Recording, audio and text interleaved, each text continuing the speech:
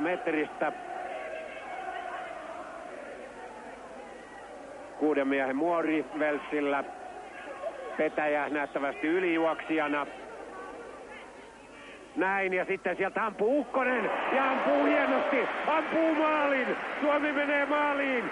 Suomi menee maalin johtoon 1-0. Kari Ukkonen, joka monta kertaa on ollut näissä maaotteluissa mukana sillä tavalla, että ei ole itse ollut panokseensa tyytyväinen. Näyttää nyt sen, mihin miehen taidot riittävät. Anderlechtin ammattilainen Belgiasta tämän Erkka Petäjän ylijuoksun jälkeen pääsee lataamaan vasurillaan tarkasti. Ja Neven Southall huomaa aivan liian myöhään tuon pallon. Suomi yllätysjohdossa numeroin 1-0. Ja siinä maalintekijä numero 8, Kari Ukkonen, ikämiehellä 27 vuotta. Tänään 32. aamaottelu. Ja nyt pallo sitten Southallilla. Ja tämä suomalaismaali kyllä Huttonen seuraa tilanteen kuitenkin hyvin. Mitään hätää ei ole toistaiseksi Suomella. Kaiken lisäksi sinivalkoisella joukkueellamme 1-0 johto turvana. Mitä tekee Blackmore? Ja kaatuu siellä suomalaispelaajaan. Ja empimättä juoksee verotuomari Haraldsson. Rangaistuspilkulle Esa Pekonen on hämmästyneen näköinen. Ja niin olen hieman minäkin. Olen kyllä varsin kaukana tuosta tapahtumapaikasta. Mutta katsotaan tilanne. Molemmat siinä ovat kaatumassa yhtä aikaa.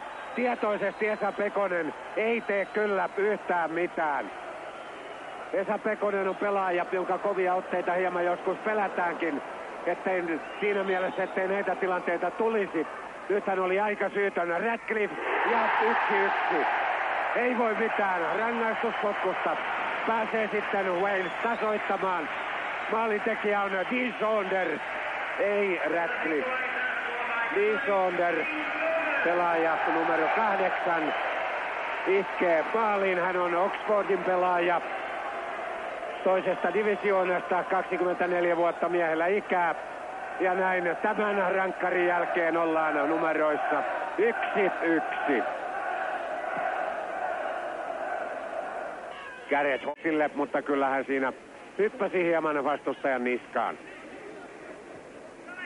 Ensimmäisen pelijakson viimeistä 5 minuuttista todennäköisesti pelataan, vaikka lisäaikakin otettaisiin huomioon. Wales ja Suomi Swanseassa 1-1 tasapelinumeroissa. Saunders vaarallisesti keskelle ja näin nuo 1-1 numerot eivät enää ole voimassa. Saunders antaa erinomaisesti aivan tuonne keskellä, jossa on sitten Ian Rush ja siellä on Mark Hughes. Tästä tuo tilanne lähtee. Suomen vapaapotku. Ikään kuin olisi annettu keskeltä. Rush jakaa oikeaan laitaan Saunders. Ja siellä sitten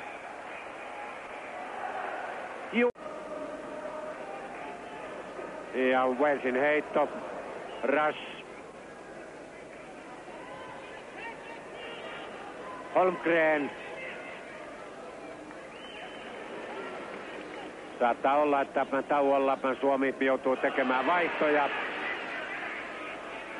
Lahtinen tavoittelee pitkällä potkulla Miksu Paatelaista, joka voimakkaasti työntyy tilanteeseen ja tekee maalin.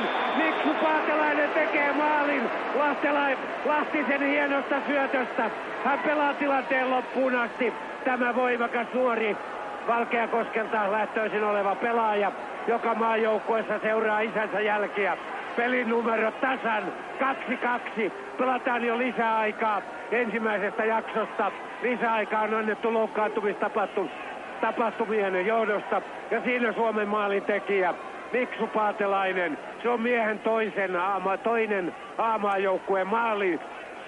Ja sen ansiosta ja Olli Huttunen joutuu nyrkkeilemään. Tekee tuon kuitenkin niin taitavasti, että purkaa samalla Walesin maalitilanteen. Jelm taistelee.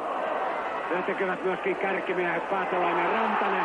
Mutta sitten avautuu siellä paikka Ja toinen rangaistuspotku. Ei voi olla totta. Ei voi olla totta. Kanerva joutuu kaatamaan vensiläispelaajan. Haraldsson ei kyllä katso tuota paikkaa, missä tuo tapahtuu. Hidastus olisi nyt paikallaan. Olen sitä mieltä, että missään tapauksessa tämä ei tapahdu rangaistusalueella. Katsokaa. Kanerva jää aivan reilusti outside ulkopuolelle rangaistusalueen. Haraldsson on nyt sitten kotiin päin. Ja tuleeko tässä ottelussa ratkaisu tosi ikävällä tavalla? Se on mahdollista nyt, kun Walesin toinen rangaistuspotku on pelissä. Saunders ampuu. Olli Huttunen, rangaistuspotkujen erikoismaalivahti, ottaa kiinni ja sanoisin, että oikeus voittaa tässä tilanteessa. Hyvä Oka. Mutta jälleen tulee Wales vaarapeliä. Alhaalla pelaava keskikenttämies vaihtaa puolta. Ja liian aikainen keskitys, johon pääsee Pekonen. Sitten Nikolas. Ratcliffe. Suomen onneksi liian jääräpäisesti keskityksillä keskelle yrittävät walesiläiset ratkaisua. Ja Suomen puolustus on tältä osin pitänyt. Ja pilli soi.